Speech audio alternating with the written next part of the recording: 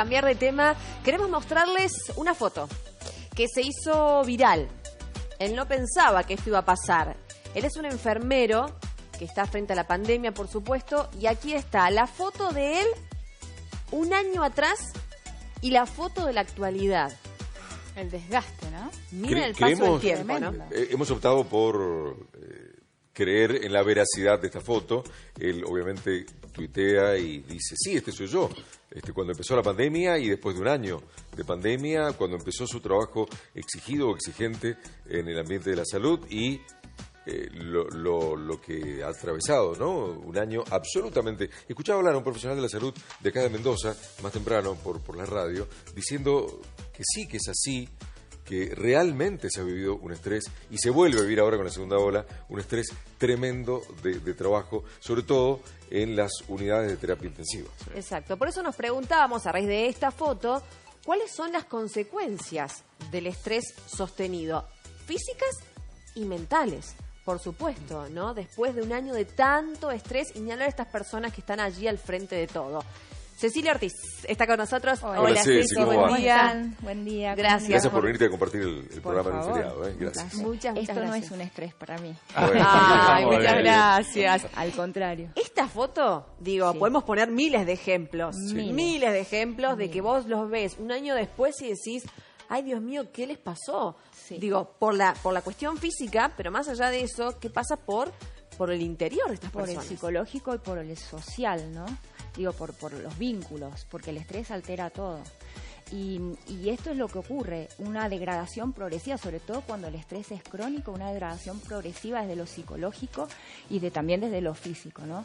Pero, digamos, ¿qué es lo que ocurre? Porque en realidad cuando nosotros hablamos de estrés es como un concepto muy amplio que no alcanzamos a dimensionar. Sí. Y el estrés es una respuesta del organismo frente a una situación que nos desequilibra. Pero fíjate que es individual. ¿Qué significa esto? Que no depende solo de la situación en sí, sino también de cómo uno la lee o cómo uno puede enfrentarla. Entonces, esto es relativo y atañe a cada uno. Sí, hoy podemos decir que estamos en una situación general que despierta alteración, pero va a ser enfrentada por cada uno. Entonces, atravesamos por diferentes etapas, ¿no? Entonces, la primer señal es la señal de alarma, que es cuando nuestro cerebro detecta que hay un peligro y nos dice, che, prepárate porque estamos en una situación de inminente peligro, que algo nos puede pasar. ¿Qué pasa psicológicamente en esta situación? Primero entramos en tensión. Sí, esta sensación de ansiedad o de hormigueo que tenemos, sí. E inmediatamente empieza a acompañar lo cognitivo. Nos cuesta concentrarnos, prestar atención, es como que estamos enfocados en el problema. Si esto se resuelve y pasa, porque también la realidad es que un estrés es necesario en la vida cotidiana, ¿no? Si no, no podríamos crecer ni evolucionar, digamos. Yo siempre uso la analogía de, ¿vieron la guitarra? Cuando uno toca la guitarra, Sí. si la cuerda no está bien tensada, o sea, si está flojita, no suena bien. Pero si está muy tensada, tampoco suena bien y hasta puede llegar a romperse, ¿no? Lo mismo pasa con el estrés. Un estrés cotidiano, manejable, si uno quiere, nos lleva a movilizarnos. Ahora, cuando esta señal de alarma se prolonga, pasamos de una fase de alarma a una fase de resistencia. Es decir, el estrés se prolonga un poco más y ahí sí empezamos a notar más lo físico, pero además lo psicológico. Entonces comienza a surgir la irritabilidad, ¿no? Ajá. O esta sensación de frustración, de, ay, quizás no pueda con esto.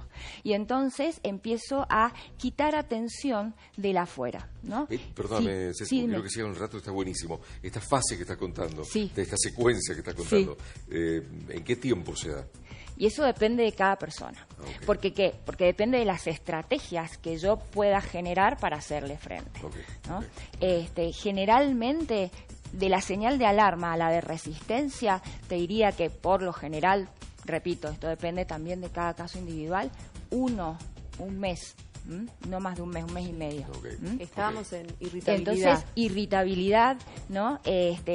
Pueden haber algunas conductas impulsivas y empieza o puede comenzar la ingesta de psicofármacos o de sustancias que me hagan sentir un poco mejor, ¿no? Entonces, algún remedio que alguien me dice, che, tomate esto porque a mí me bajó decibeles y me hizo re bien, bueno, y sin consulta. Pero surge esto de la incomodidad, la tensión y la ansiedad.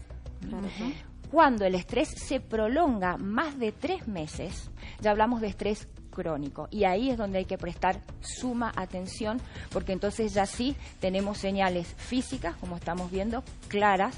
¿Por qué? Porque pueden surgir enfermedades psicosomáticas y pueden despertarse, por ejemplo, depresiones.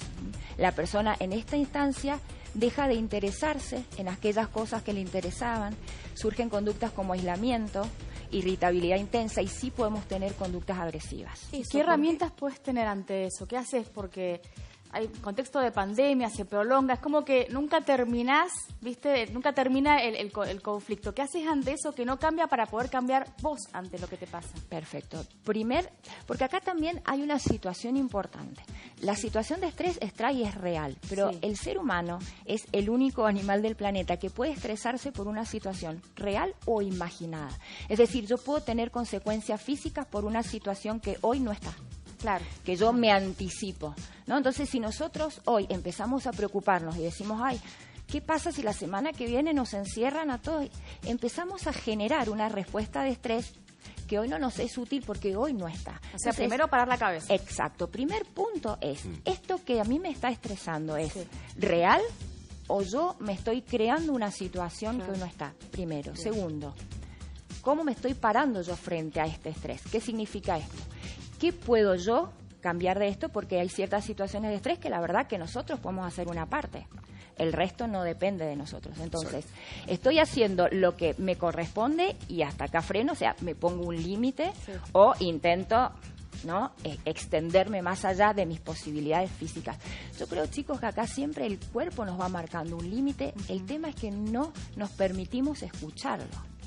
Siempre te manda señales, ¿no? O empezás con contracturas cervicales o dolor de cabeza, o el típico es la dificultad para conciliar el sueño, o me despierto en las noches. Bueno, si no podemos hacer un parar, y esta, Dani, es la tercera. Yo siempre hablo de... ¿Ustedes se acuerdan cuando jugábamos a la mancha? Y decíamos, pido gancho, y quedabas como inmune, nadie te tocaba. Claro. Bueno, tenemos que permitirnos pedir gancho. ¿Qué significa esto? Buscarnos, no hace falta que sean 3, 5 horas, un ratito en el que podamos hacer algo que nos relaje, o escuchar música, o alguna meditación, o sencillamente sentarnos. En esto sugieren muchísimo el contacto con la naturaleza, el verde relaja. Otro tema que previene del estrés o que ayuda es la actividad física. Es la primera indicación. ¿Por qué? Porque la actividad física genera endorfinas que combate a las hormonas que se generan o se despiertan con el estrés, como el cortisol, ¿no?, la adrenalina. Sí, dime. Porque digo, voy a la parte física. En un año, salvo que estés enfermo, no se da ese deterioro, no se da ese envejecimiento. ¿Qué pasa internamente que vemos este cambio físico notorio, tan notorio de este chico, que sí, que en una vida normal, vuelvo a decir, si no está enfermo, no hubiese envejecido así? Manda la cabeza. Exacto. Todo lo que cuando pasa. Se detecta la alarma, el cerebro despierta esa alarma, entonces se aumenta la disposición de esto que llamamos hormonas del estrés. El cortisol, que, a ver, en niveles normales lo tenemos siempre. Cuando se aumenta, pero este aumento es prolongado, genera una condición totalmente nociva, porque termina generando oxidación y envejecimiento. Y esto en un año sí es posible. Está como oxidación interna. Exactamente, un envejecimiento.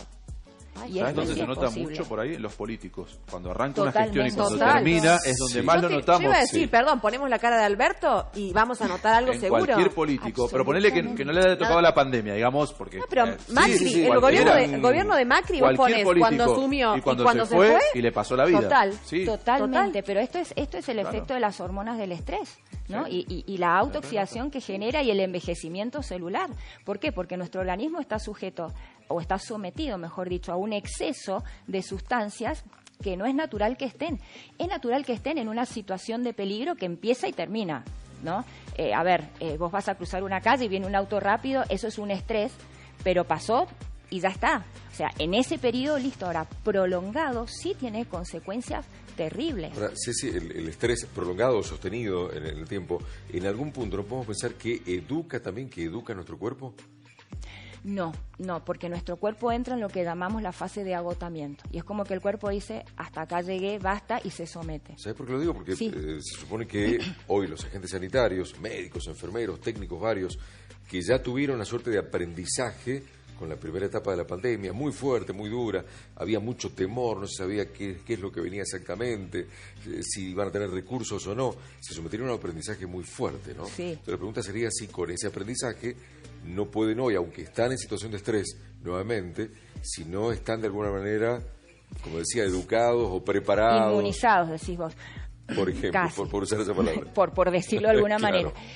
Yo te diría que separemos el plano psicológico del plano físico. Okay. Entonces, desde el plano psicológico yo puedo lograr este aprendizaje como en cualquier circunstancia de la vida y podemos decir, bueno, sí, yo aprendí a enfocarlo de esta manera o quizás a no hacerme tanto problema. Bien. Pero en el plano físico es otra, porque el estrés, digamos, está. Si uno, los enfermeros o los médicos que de repente estuvieron sometidos a horas de sobrecarga y que ojalá que no sea así, pero bueno, hoy está siendo parecido. Okay.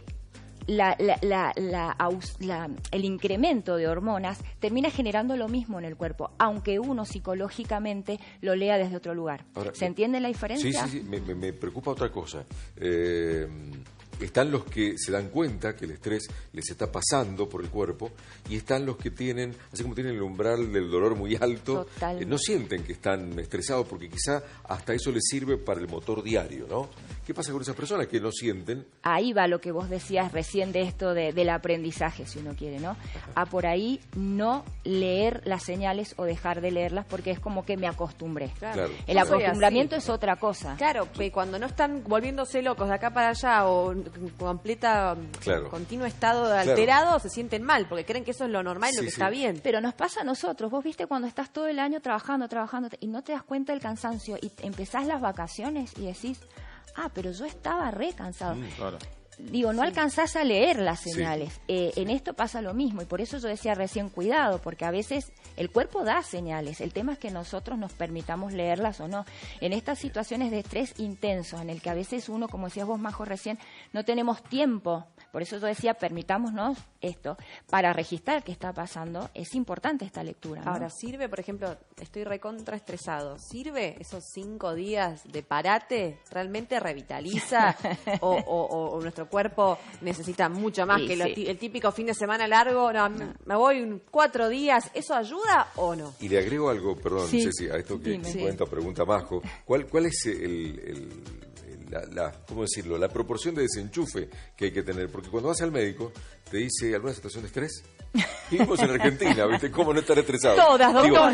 Sacamos pandemia, todo nos invita al estrés en Argentina. Entonces, ¿cuál sería la proporción de desenchufe? Colgándome la pregunta de Majo.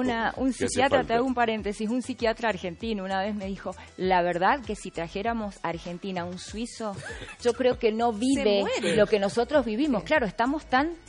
Y nosotros allá nos morimos de aburrimiento. Claro, exactamente. No resisten. Daríamos cátedra de resistencia. Estamos curtidos ya. Claro, exactamente. Me olvidé tu pregunta. Que si sirven esos 5 días de Bien, señal, ahí está. si en Ahora son retomé. válidos o no. El tema es en esos 5 días cuánto logre yo desenchufarnos, porque a veces venimos con un efecto lo venimos trayendo y no podemos frenarlos, ¿no? Entonces a veces esos 5 días no alcanzan. Lo ideal es 10, 15 días como para empezar, ¿no? Y lograr, sí, un desenchufe. ¿Qué significa esto? Apagar celulares, tratar de no tener, o sea, sí tratar de aislarse. Conectarse con el ahora también, ¿no? Hay un libro que se llama El poder de la hora, que justamente es estar en el presente para que la mente también esté como más chipeada en hacer literalmente lo que en ese instante estás haciendo, tomando un café, meditando. Digo, porque esos 5 días sirven en la medida en que la conexión es posible, ¿no? Exacto. En todo esto trabaja lo que hoy está muy utilizado y muy difundido, que es el mindfulness, ¿no? Que es la mente o estar presente. ¿Por qué? Porque tenemos en esta tendencia a tener todo controlado, esto de invadirnos por los pensamientos en cuanto a qué es lo que va a venir. Entonces, en esto de estar siempre adelantados nos privamos de atender o de disfrutar lo que está sucediendo. Estás haciendo algo y tenés como varias ventanas abiertas. Tengo que hacer aquello, tengo que pagar esto. Totalmente. Y cuando vos lográs focalizarte, tu atención o tu conciencia, ahora te das cuenta de cuántas cosas te estás perdiendo por estar pensando siempre en, ¿no?, qué es lo que va a pasar. Estamos hablando del cable a tierra, ¿cierto? Exactamente. ¿Cuál es, desde tu punto de vista, y lo último que te consulto, cuál es el cable a tierra al que pueda acudir esa señora, ese señor que nos está viendo por la tele? Que resulte económico, además, porque por ahí escapada de 5 días, la visita a no sé quién, no sé dónde, hoy no es posible. Hoy no es posible. Yo siempre digo que el cable a tierra es el deseo personal. Okay. Es decir, hacer lo que a mí me gusta. ¿Viste esa actividad? ¿Y sabés lo que me pasa a mí ahora? Yo tengo una pregunta cuando la gente me consulta y es, ¿qué te divierte? Yo te diría que el 80% me contesta, no sé. Okay. Porque en esta locura no logramos conectar con qué es lo que nos hace bien. ¿Viste esa actividad que vos decís, ay, yo podría, se me pasó las 2 o 3 horas y no me di cuenta porque la estoy disfrutando? No lo encontramos. Entonces también revisemos, te respondo, Coco, a esto, la actividad, revisemos qué es lo que nos gusta, qué es lo que nos hace bien. Yo creo que esto es el principal, deporte por medio, la alimentación es otro gran tema también. Pero revisemos esto, ¿no? ¿Cuántos permisos nos estamos dando a nosotros en la vida para divertirnos, para relajarnos, que en definitiva eso es lo que nuestro cable a tierra? Cecilia Ortiz, gracias. Bonitas Pascuas. Por favor. Gracias, Ceci. Felices Pascuas a todos. Felices Pascuas. Gracias. Te queremos. Igual.